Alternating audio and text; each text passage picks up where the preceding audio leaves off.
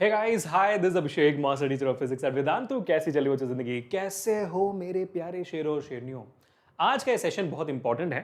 बताता हूँ क्यों। देखो, ध्यान से सुनना। होने वाला है ये 20 मिनट का सेशन।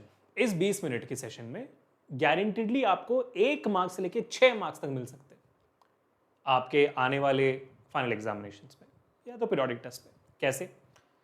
आज का सेशन होने वाला है कॉम्पिटेंसी बेस्ड क्वेश्चंस का। अब ये कॉम्पिटेंसी बेस्ड सवाल क्या होते हैं? एमसीक्यूज, एसेशन रीजनिंग और केस बेस्ड क्वेश्चंस। कभी कभी 2 या 3 मार्क के सवाल में भी आ जाता है आपको कॉम्पिटेंसी बेस्ड सवाल। ये वो सवाल होते हैं जो आप मेमोरी यानी कि याद रखकर नहीं लिख सकते हो। इसमें थोड़ा लॉजिक अप्लाई करना पड़ेगा, कुछ चीजें डिराइव करनी पड़ेगी, थोड़ा सा इनडायरेक्ट ट्रिकी क्वेश्चन जो कहते हैं ना, वो होते हैं। और ये मैंडेटरी है आपके क्लास 10 में, क्योंकि क्लास 10 में इसका परसेंटेज 50% है बोर्ड एग्जामिनेशन में और बाकी सारे एग्जामिनेशन में। तो क्लास 10 के टीचर्स भी इसको जरूर देंगे आपके एग्जामिनेशन में। और देखो, हर चैप्टर से 1 या 2 सवाल आता है। हमने सोचा यार हर चैप्टर से 10-10 सवाल कर लेते हैं ताकि और प्रैक्टिस हो जाए बच्चे की।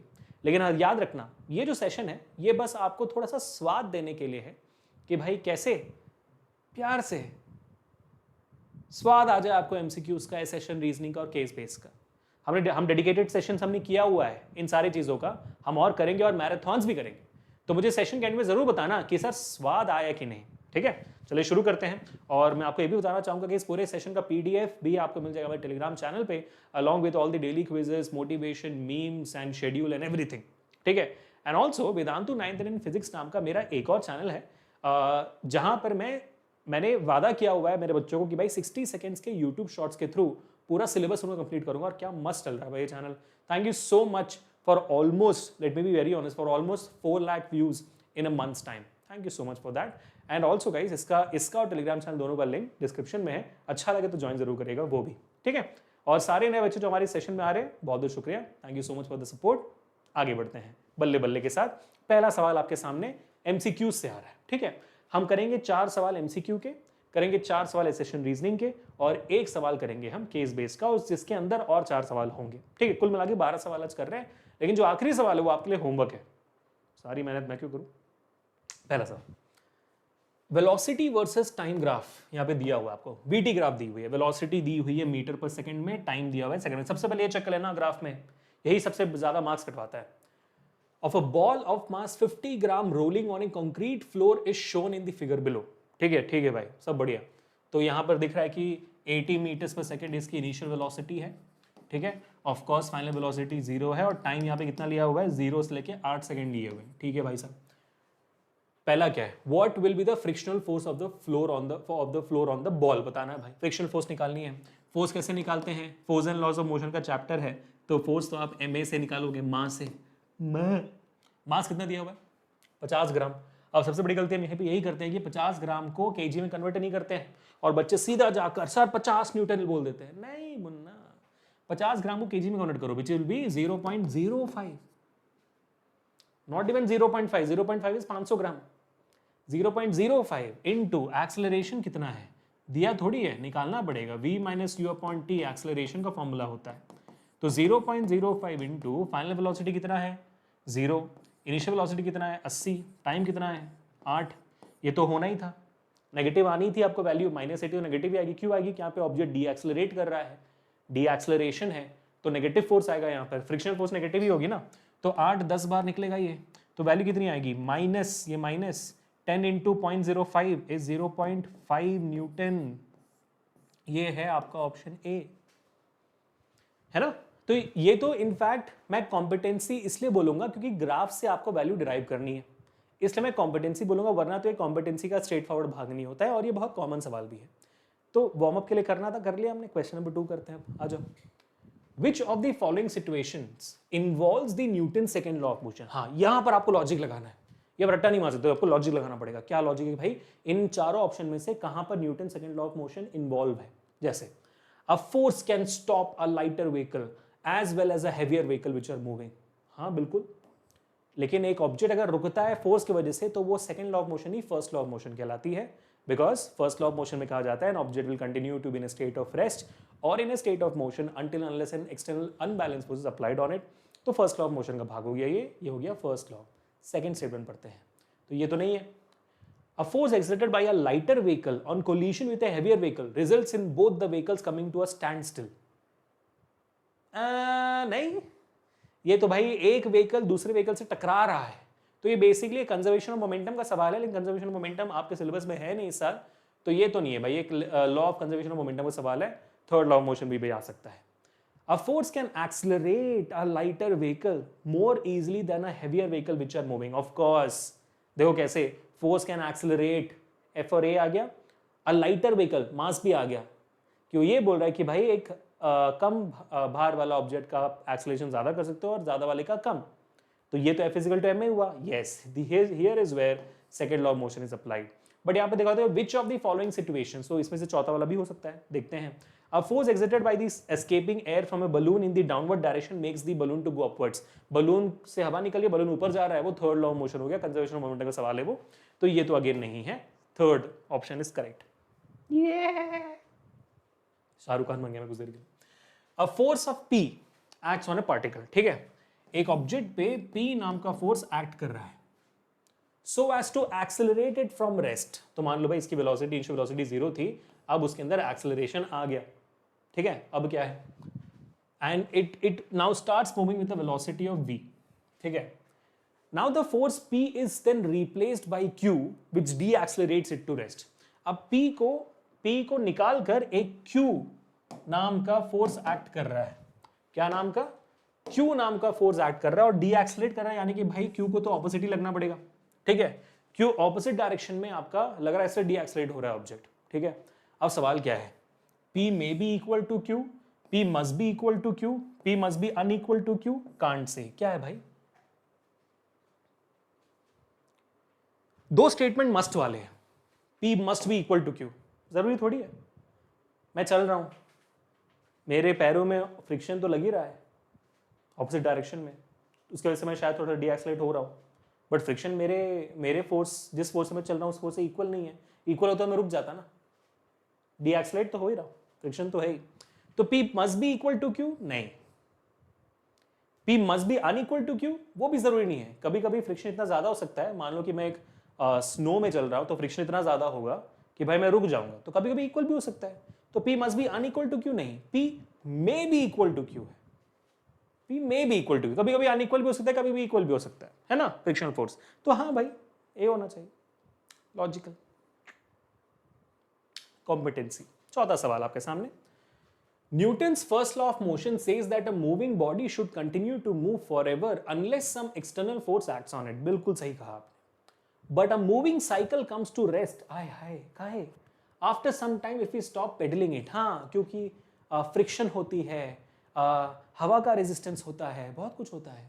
Can you choose the correct reason for the stoppage of the cycle? और तो मैंने अभी ऑलरेडी बोल दिया. क्या है, एयर रेजिस्टेंस होती है, फ्रिक्शन ऑफ द रोड होती है, ग्रेविटेशनल पुल का. तो बहुत सारे लोग ग्रेविटेशन भी लिख देते हैं इसमें, नहीं, ग्रेविटेशनल फोर्स नहीं बेटा. देखो साइकिल ऐसे हॉरिजॉन्टल जा रही है, हॉरिजॉन्टल मोशन में वर्टिकल फोर्सेस का कोई काम नहीं होता. ठीक है, ग्रेविटेशनल फोर्स वर्टिकल फोर्स होती है नीचे की तरफ ना, तो वैसे ही हॉरिजॉन्टल, वैसे ही जब ऑब्जेक्ट ऊपर नीचे जाती है तो उसमें हॉरिजॉन्टल फोर्सेस का कोई काम नहीं होता. समझ लीजिए इसको. ठीक है, तो फर्स्ट एंड थर्ड होना चाहिए, बी ऑप्शन होना चाहिए बिल्कुल. चौथा क्या, हीट ऑफ द एनवायरमेंट. हाँ, गर्लफ्रेंड से लड़ाई करके जाओगे तो फिर हीट बहुत ज्यादा होगी. हो गया आपका MCQs. Congratulations people. Moving on to the assertion reasoning questions right now. तो जैसा मैंने कहा था, बस आपको एमसीक्यू का स्वाद दिया है अभी, अब थोड़ा सा चकते हैं एसेशन रीजन को, देखते हैं कि कर पाते हैं कि नहीं. ठीक है, चलो आते हैं. तो एसेशन रीजनिंग करने के लिए सबसे पहले, अगर आपने मेरा एसेशन रीजनिंग का सेशन नहीं देखा है तो देखना जरूर. पहले आप यूट्यूब में सर्च कर लो how to do assertion reasoning questions by Abhishek sir, और आपको एक शॉर्ट भी मिलेगी, यूट्यूब शॉर्ट भी मिलेगा, और आपको वीडियो भी मिलेगी. तो उसको देखो कि करना कैसे, फिर आना इसमें. ठीक है, इस वीडियो के बाद भी देख सकते, कोई इशू नहीं, मैं अभी आपको समझाऊंगा भी. अब एसेशन रीजनिंग करने के लिए सबसे पहले ना आप एसेशन देखो, पढ़ो उसको पहले, फिर देखो कि सही है कि नहीं. A laborer intends to move a wooden cabinet across a floor at a constant velocity with a horizontal force of 200 Newton and the friction force is also exerted on the cabinet. ठीक है, एक labour जो है वो एक would के cabinet या box को फ्लोर से कांस्टेंट वेलोसिटी के साथ एक हॉरिजॉन्टल फोर्स 200 न्यूटन के साथ फ्रिक्शन फोर्स को ओवरकम करते हुए आगे बढ़ाना चाहता है. ठीक है, ठीक है भाई, कर पाएगा ये? हाँ कर ले, क्यों नहीं करेगा, true. A labor intends to move a wooden cabinet across a floor at a constant velocity with a horizontal force of 200 Newton and the friction force is also is exerted on the cabinet. बिल्कुल constant velocity के साथ 200 Newton की force के साथ कर सकता है वो, उसमें कोई इशू नहीं है, तो इट्स अ ट्रू स्टेटमेंट। अब ट्रू स्टेटमेंट निकला, तो अब यहाँ पर वजह क्या हो सकती है, यहाँ पर बस इतना, यहाँ पे वजह आपको याद रखना है कि भाई आपका वेलोसिटी यहाँ पे कांस्टेंट है। तो अगर वेलोसिटी कांस्टेंट है तो आपका ऑब्जेक्ट ना एक्सेलरेट कर रहा है ना डी एक्सेलरेट कर रहा है, एक्सेलरेशन जीरो है। समझ रहे हो, एक्सेलरेशन जीरो है क्योंकि वेलोसिटी कांस्टेंट है। तो यानी कि जितना फोर्स आपका लेबर लगा रहा है वो पूरा का पूरा फोर्स फ्रिक्शनल फोर्स को ओवरकम करने में जा रहा है। क्यों सर? मान लो जितना फोर्स आपका लेबर लगा रहा था वो फ्रिक्शनल फोर्स से ज्यादा था, तो मान लो ये फ्रिक्शनल फोर्स बाय लेबर है, फ्रिक्शनल फोर्स ये फोर्स बाय फ्रिक्शन है, ठीक है। तो अगर लेबर का फोर्स फ्रिक्शन से ज्यादा है तो ये इस तरफ एक्सेलरेट करेगा, वेलोसिटी कांस्टेंट नहीं होगी, अनबैलेंस फोर्स है ना, तो ये एक्सेलरेट करेगा इस डायरेक्शन में। अगर मान लो फ्रिक्शनल फोर्स आपके लेबर के फोर्स से ज्यादा है तो फिर आपका ऑब्जेक्ट डी एक्सेलरेट करेगा, है ना। कांस्टेंट वेलोसिटी कैसे जा रही है, क्योंकि फ्रिक्शनल फोर्स और लेबर का फोर्स इक्वल एक दूसरे से। अब पढ़ के देखते हैं फ्रिक्शन वाला। तो जैसे आपने असर्शन पढ़ा, अगर वो ट्रू निकला तब आप वजह निकालना, फिर रीजन पढ़ना, क्योंकि हो सकता है कि बहुत बार जो आपने वजह निकाली है वही रीजन में लिखा हो, फिर आप सीधा ऑप्शन नहीं चूज कर सकते। लेकिन अभी असर्शन ट्रू है, तो भाई असर्शन ट्रू है तो ऑप्शन डी नहीं हो सकती, क्योंकि A is false but R is true लिखा हुआ है, A is not false, A is true, तो इन तीनों में से कोई होगा। अब रीजन क्या है, frictional force acts opposite to the direction of motion due to which it slows down. Frictional force acts in the opposite direction to the motion, which is true, and that's why that's the reason why objects slow down. That is also true. तो ये statement true है, बिल्कुल true है, तो reason is false वाला option नहीं हो सकता है, ठीक है। अब A and R are true, A and R true, A and B दोनों में लिखा हुआ है, ठीक है, लेकिन पहले वाले में लिखा है कि reason is the correct explanation of assertion, दूसरे में लिखा हुआ है reason is not the correct explanation of assertion, है ना। अब आप बताओ कि ये जो रीजन लिखा हुआ है यहाँ पर और जो मैंने समझाया, जो हमने समझा, क्या उसके और रीजन के बीच में कोई रिलेशनशिप है? नहीं है ना। यानी कि रीजन जो है वो असर्शन को एक्सप्लेन नहीं कर रहा है, स्टेटमेंट सही है लेकिन एक्सप्लेन नहीं कर रहा, तो ऑप्शन बी यहां पर हो जाती है। ए में तो बिल्कुल भी नहीं है यार, ए नहीं है, बी है, ठीक है, क्योंकि वो ए में दिया ही नहीं है कि भाई ऑब्जेक्ट स्लो हो रही है, बढ़ रही है, कैसे कुछ भी हो रही है, ठीक है, ए नहीं है, बी है। अब आगे बढ़ते हैं क्वेश्चन नंबर 6। अब ऐसे ही तो एक और बार ट्राई करते हैं। A small mass such as bullet kills a person when fired from a gun. True. True statement. Why is it true? Because इस बुलेट का मोमेंटम ज्यादा होता है। Momentum is mass into velocity, mass छोटी है लेकिन वेलोसिटी बहुत ज्यादा है, जिसकी वजह से मोमेंटम बहुत ज्यादा है इस बुलेट का, क्योंकि इतने फोर्स के साथ वो निकलती है गन से ना। तो वजह समझ में आ गई हमें। अब रीजन पढ़ते हैं। A small mass such as a bullet when fired has a very high momentum. देखा, जो हमने वजह समझी वही रीजन में लिखा हुआ है, तो फिर कुछ और नहीं देखने का, सीधा ए कर देने का, कुछ नहीं देखना। और नहीं दिखा तो फिर पढ़ना ट्रू है कि फॉल्स, फॉल्स है तो कोई और ऑप्शन, ट्रू है तो कोई B option. 7th question. When astronauts throw something in space that object would move in opposite direction but with the same speed. हाँ भाई, एक एस्ट्रोनॉट ने एक ऑब्जेक्ट फेंका स्पेस में कोई फ्रिक्शन नहीं है तो ऑब्जेक्ट जाते रहेगा। ट्रू है भाई, बिल्कुल ट्रू है, ट्रू स्टेटमेंट। क्यों है? क्योंकि स्पेस में कोई फ्रिक्शन नहीं है, कोई चीज को रोकने वाला नहीं है तो जाता रहेगा, ठीक है, तो डी नहीं है। अब रीजन क्या है? The acceleration of an object produced by a net applied force is directly related to the magnitude of the force and inversely related to the mass of the object. हाँ, या force क्या है? Force is equal to m into a. यहाँ पे acceleration क्या होगी? f upon m। तो इससे दिख रहा है कि भाई एक्सेलरेशन जो प्रोड्यूस हुआ है वो फोर्स से डायरेक्टली रिलेटेड है और एक्सेलरेशन मास से इनवर्सली रिलेटेड है। बिल्कुल सही लिखा हुआ है ना, देखो बिल्कुल सही रिलेटेड है, कुछ गलत तो नहीं लिखा है। हाँ बिल्कुल।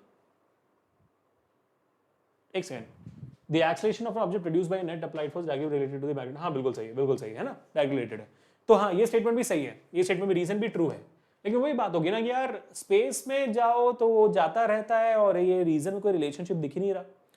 दोनों स्टेटमेंट तो ट्रू है लेकिन रीजन एक्सप्लेन नहीं कर पा रहा। तो भाई A is true but R is false भी नहीं है, ये भी नहीं है, ये है। अगर वो लिखता है कि स्पेस में फ्रिक्शन नहीं है तो इसलिए जा रहा है तो बिल्कुल सही होता।